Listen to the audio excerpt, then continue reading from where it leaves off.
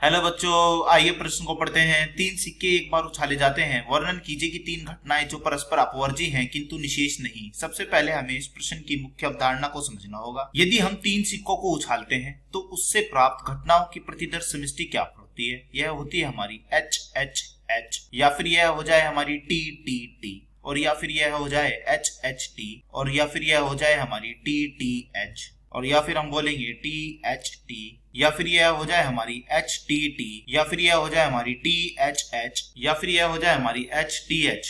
यदि तीन घटनाएं परस्पर अपवर्जी हैं, मान लेते हैं पहली घटना है ए, दूसरी घटना है हमारे पास बी, और तीसरी घटना है हमारे पास सी। यदि तीनों घटनाएं परस्पर अपवर्जी होंगी तो तीनों का यहाँ पर उभयनिष्ठ करने पर हमें यहाँ पर फाई समुच्चय प्राप्त होगा। और यदि तीन घटनाएं निशेष होती हैं तो हम बोला जाता है वहां पर ए संग बी संग सी, यह होना चाहिए हमारे एस के बराबर। परंतु यहाँ हमसे कहा गया है कि ये घटनाएं निशेष नहीं है।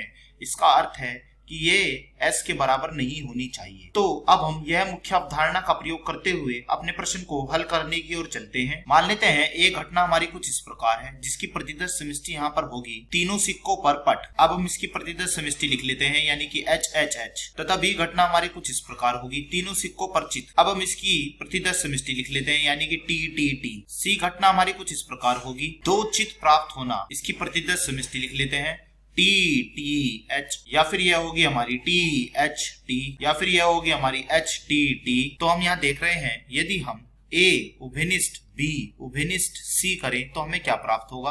तो यह प्राप्त होता है हमें यहाँ पर फाई। तथा यदि हम ए संग बी संग सी करें तो हमें किसके बराबर प्राप्त नहीं होता? तो यहाँ पर हम देख रहे हैं यह एस के बराबर नहीं मिलता, अर्थात ये घटनाएं निशेष नहीं है। आशा करता हूँ यह प्रश्न आपको समझ में आया होगा। धन्यवाद।